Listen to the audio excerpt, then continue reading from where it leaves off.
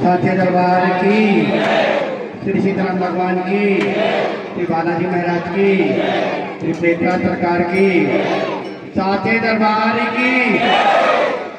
एक महत्वपूर्ण जानकारी सभी भक्तों के लिए, वैसे तो ये जानकारी सभी को है। इस समय पितृपक्ष चल रहे हैं और श्री मनसापुर बालाजी मंदिर पर श्री पेटरा सरकार जो कि पूर्वजों के उद्धारक जो है विराजमान है, इनको इनका फिर ये चावा कब हो अपने पूर्वजों के निमित्त लगवाने से इनकी कृपा दया से अपने पूर्वजों को शांति मिलती है, तृप्ति मिलती है और ये उनके दुख कष्टों को दूर करते हैं, उनकी रक्षा दुष्ट आत्माओं से करते हैं और उनका उद्धार का समय आने पर, यानी अपने पितृगणों के उद्धार का समय आने पर ये उन्हें सदगति प्रदान करते हैं, यानी प्रेत योनि से मुक्ति देते हैं और हमें पितृ दोष से मुक्ति मिलती है। जो भी भक्तगण श्री पेटरा सरकार को चावल का भोग लगवाना चाहें, वह जिस दिन अपने पूर्वजों की तिथि है उस दिन लगवा सकते हैं। या तिथि निकल गई है या तिथि मालूम नहीं है तो पितृभोग अमावस्या के दिन चावल का विशेष रूप से पेटरा सरकार को अर्पण कर सकते हैं। उनकी कृपा से अपने पूर्वजों को शांति मिलेगी, तृप्ति मिलेगी और उनका कल्याण होगा और सरस्वती का मार्ग प्रशस्त होगा।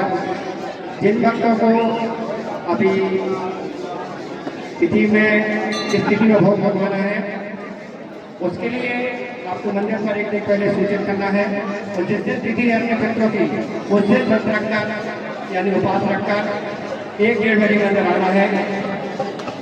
और अगर आप पितृमोक्ष अमावस्या के दिन अपने पूर्वजों की कल्याण के लिए भोग लगवा रहे हैं तो पितृमोक्ष अमावस्या 21 तारीख रविवार को है।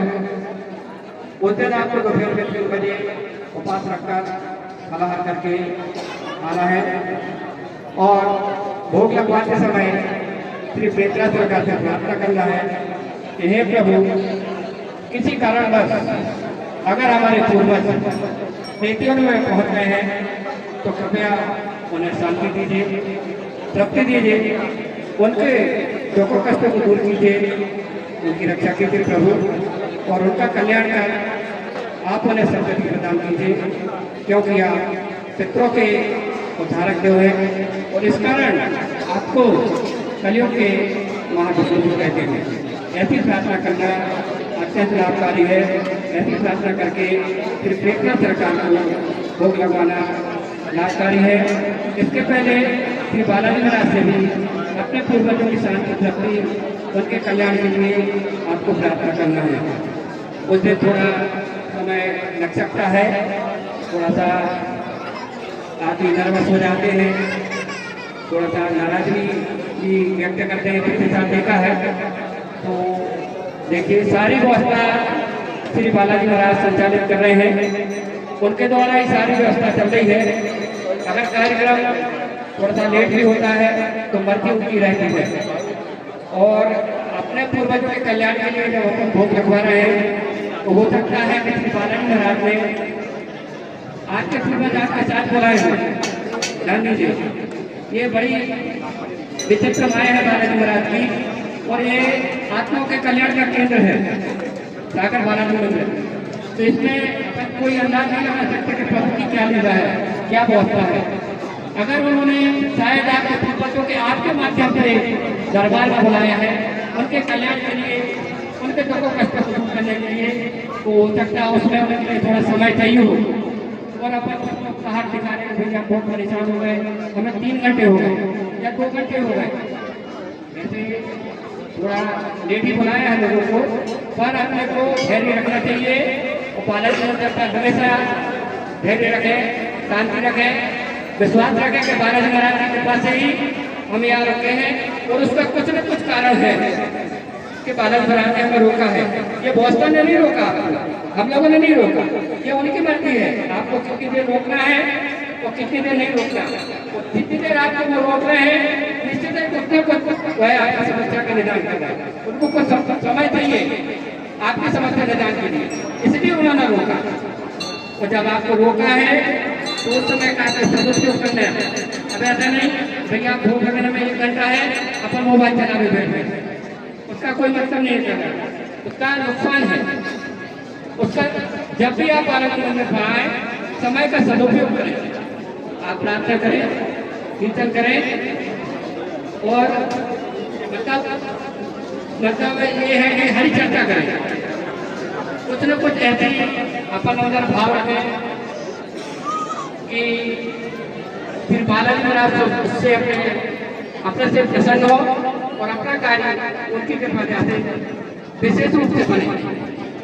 तो सभी से पुनः निवेदन है कि तुम्हारे लोगों का थोड़ा समय लगता है तो मेरी इस बात का ध्यान रखना और सभी देवों से प्रार्थना करना। वो पितृमोक्ष भी लगने वाली है, उसके लिए जिन लोगों ने पितृमोक्ष लगाने के लिए रसीद कटवाई है या जिनका विचार है कि हमें पितृमोक्ष लगवाना है, उनके लिए मतलब तो 12 बजे आना है दोपहर में, 21 तारीख को 12 बजे दोपहर में आना, उपास रखकर फलाहार करके एक व्यक्ति को साथ में लेकर आना। ये पितृमोक्ष भी के विशेष महत्व है। इससे अपने पूर्वजों का केस श्री बालाजी महाराज के पास रजिस्टर्ड हो जाता है। अर्जी का मतलब ये है, अर्जी और भोग में फर्क। अर्जी लगाने से चाहे आप सामान्य अर्जी लगाएं जो कि हर पुण्यों को लगती है, या पितृमोक्ष अर्जी लगाएं, उससे जैसे सामान्य अर्जी लगाते हैं तो अपन अपने लिए लगाते हैं, परिवार में किसी सदस्य के लिए लगाते हैं, उसमें अपना केस श्री बालाजी के साथ रजिस्टर्ड हो जाता है और उस पर निरंतर सुनवाई होती रहती है। यानी निरंतर श्री बालाजी महाराज अपने दुख तकलीफ कष्टों को दूर करते हैं और अपनी समस्याओं का निदान करते हैं। ठीक इसी प्रकार अगर अपन पितृमोक्ष अर्जी लगा रहे हैं तो इससे अपने पूर्वजों का केस श्री बालाजी महाराज के पास रजिस्टर्ड हो जाता है और निरंतर वह अपने पूर्वजों के कल्याण के लिए कार्य करते हैं। उनकी कृपा दया से अपने पूर्वजों का कल्याण होता है, उनको शांति मिलती है, तृप्ति मिलती है, उनकी रक्षा होती है। कभी कभी दुष्ट आत्माएं अपने पूर्वजों को अपने कब्जे में लेती हैं और नाना प्रकार से परेशान करती हैं, प्रताड़ित करती हैं। जैसे अपन बोलते हैं भैया मरकटा में जगह लाओ, गुनगाने में जगह लाओ, तो अगर ऐसी स्थिति बनती है तो उससे प्रेरणा सरकार अपने पूर्वजों की उन दुष्ट आत्माओं की रक्षा करते हैं, उनको मुक्त करते हैं और उनके कल्याण का मार्ग प्रशस्त करते हैं। तो भाग्यानुसार अगर हमारे पूर्वजों का जब भी समय आता है कल्याण का, सदगति का, यानी प्रेत योनि से मुक्ति का, उस समय फिर प्रेरणा सरकार श्री बालाजी महाराज की आज्ञा से अपने पूर्वजों को प्रेत योनि से मुक्ति देते हैं, यानी सदगति प्रदान करते हैं। आप जिन लोगों को तिथि पर भोग लगवाना है वो मंदिर पर संपर्क कर सकते हैं, एक दिन पूर्व अपना नाम लिखा सकते हैं।